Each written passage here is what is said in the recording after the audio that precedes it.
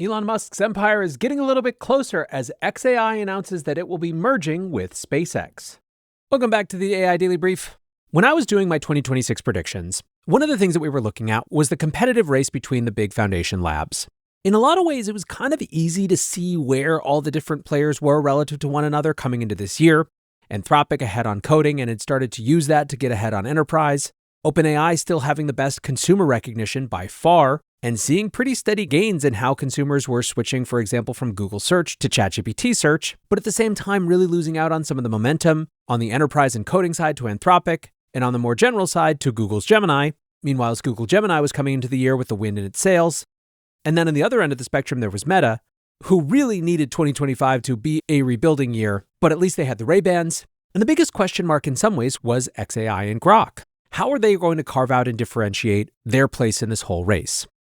Now, one of the possibilities that we discussed was that they could start to leapfrog performance because of the investments that they had put into major infrastructure development in the form of the Colossus clusters. So that was one thing we were keeping an eye on. The other thing that we were looking for, though, is whether we were going to see synergistic alignment, let's say, between Elon Musk's various companies. There were certainly indications that this was a strategy for XAI, given that it had already combined with X/Twitter.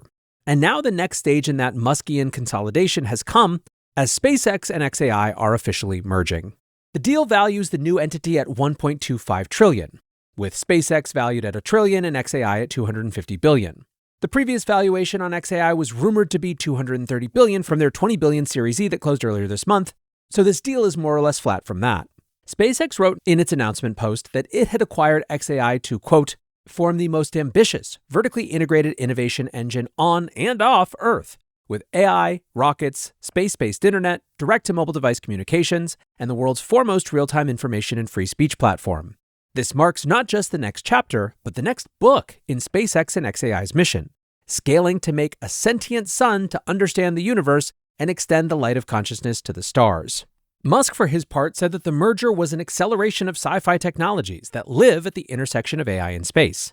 In the announcement note, he wrote, "My estimate is that within 2 to 3 years, the lowest cost way to generate AI compute will be in space. This cost efficiency alone will enable innovative companies to forge ahead in training their AI models and processing data at unprecedented speeds and scales, accelerating breakthroughs in our understanding of physics and invention of technologies to benefit humanity." Musk said that orbital data centers would unlock further advances, including self-growing bases on the moon, an entire civilization on Mars, and ultimately expansion to the universe. He said that in the long term, lunar manufacturing could allow SpaceX to put 500 to 1,000 terawatts of AI satellites into deep space orbit annually. For reference, current data center capacity on Earth is around 200 gigawatts. And for Elon, this is more than just talk. The short-term focus certainly seems to be on getting the first orbital data centers off the ground. Earlier in the week, SpaceX filed an FCC application to launch 1 million AI satellites into orbit. Thus far, no one has launched more than a single satellite as a test case, meaning that it's questionable whether the FCC will approve an orbital data center of this scope. There are currently around 15,000 active satellites in Earth's orbit, so this network would increase satellite density by 2 orders of magnitude. I'm sure many of you are having visions of WALL-E when they return to Earth to see the orbit is entirely covered in space junk. At the same time, though, SpaceX has been known to begin negotiations with regulators at a high level, so they have room to compromise.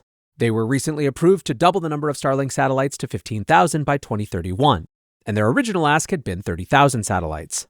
The application itself is a dramatic statement of Musk's ambitions. It suggests that the orbital data center network would be the, quote, first step towards becoming a Kardashev Level 2 civilization, meaning one that can harness the sun's full power. SpaceX is also arguing that orbital data centers will be cheaper and more environmentally friendly than Earthbound facilities. Satellites will be able to vent heat into the depths of space, reducing the need for active cooling and water use. They can also harness solar energy at a much greater efficiency due to the lack of atmosphere. In other words, if future AI technology really does require compute at the hundreds of terawatts scale, orbital data centers might be the only politically viable solution. So everyone is just accepting this explanation for the merger on face value, right? Yeah, not so much. As always, any news having to do with Elon Musk is as much a Rorschach test about what people think about Elon Musk as it is an interpretation of the actual news. And it's not just individuals, but many of the media outlets that think that this isn't just about orbital data centers. The Information wrote a piece called "What's Really Driving Musk's SpaceX XAI Merger." The piece noted that SpaceX didn't explain how XAI would actually contribute to the ambition of orbital data centers, They're obviously a customer, but it's not obvious how an AI company would help bring that technology to fruition. Instead, argues the Information's Martin Peers, there's no question the move is financially motivated. Musk may be the richest man in the world, but he's facing the same financial realities the leaders of other AI startups face. It's very difficult to compete in AI development with deep-pocketed tech giants like Google and Meta, which own cash machines in their advertising businesses. Now, he also noted that the merging of the two startups together won't necessarily solve issues of profitability. SpaceX investors said the company generated $15 billion in revenue last year with a profit of $8 billion. Some noted, however, that this is EBITDA profit, meaning that it excludes taxes and depreciation. While EBITDA is a fairly well accepted as a non-standard accounting measure for tech companies, that makes sense where depreciation is fairly low. The reason that some have an issue with this is that when your main business is rocketry and satellites, depreciation is likely a much larger factor. XAI remains a cash incinerator. Bloomberg reported this month that XAI recorded a net loss of $1.46 billion for the September quarter on $107 million in revenue. Revenue did double quarter over quarter, but it will need to double 4 more times to catch up with their burn rate. Reports state that XAI spent $7.8 billion over the first 3 quarters of last year. All of that means that the combined entity is valued somewhere north of an 80x revenue multiple. That would obviously be on the upper end for public markets, although certainly isn't the most extreme valuation in private markets. But you got to think that now that these companies are entering the hinterland kind of between private and public, maybe those numbers start to make some investors nervous. At the same time, as peers point out, the numbers don't really matter. What matters is the strength of Musk's aura. So let's talk about some of the themes in the conversation. Investor Ross Gerber summed up one frequently shared skeptical take. He tweeted, X was out of money, merged with XAI. XAI out of money, merged with SpaceX. SpaceX out of money, merged with Tesla. When they are all out of money, ... Compound 248 asked how SpaceX investors are going to feel about this. They wrote, an 80-20 split for SpaceX and XAI seems like a horrible deal for SpaceX. Giving the number 5, if that, AI company with limited real revenue and Twitter ownership of 20% of a truly world-changing rocket company is ridiculously bad for SpaceX shareholders. SpaceX doesn't need XAI. XAI does need SpaceX. On the inverse side, there was a lot of memeing about how well Twitter employees have done in all of this. Nate McGrady posted the Mom How Did We Get So Rich meme with the answer, your dad worked at Twitter, which got acquired by X, which got acquired by XAI, which got acquired by SpaceX. But what about people's interest in the big technology vision that Elon's presenting? Steve Howe of Bloomberg tweets, Elon says that within 2 to 3 years, the lowest cost way to generate AI compute will be in space. What's the Elon to reality multiple on that estimate? Nick Carter shared the portion of the post where Elon wrote, in the long term, space-based AI is obviously the only way to scale. To harness even a millionth of our sun's energy would require over 1 million times more energy than our civilization currently uses. Nick added, does anyone believe this nonsense? On the flip side are the optimists and the accelerationists. Beth Bezos summed up that optimism in his post, SpaceX can turn fuel into solar energy. Intelligence turns energy into economic value. SpaceX and XAI is the ultimate way to turn rocket fuel into unlimited revenue. Believe it or not, there are even some folks who are trying to navigate outside the Elon Rorschach test to explore just how possible this is. Engineer Andrew McCallop wrote a blog post called Economics of Orbital versus Terrestrial Data Centers. His summary in the subtitle, it might not be rational, but it might be physically possible. It is way beyond the scope of this episode to explain, but I will include a link in the show notes because it is a really interesting resource for exploring this more. Now, of course, for many, all of this really comes down to a planned IPO.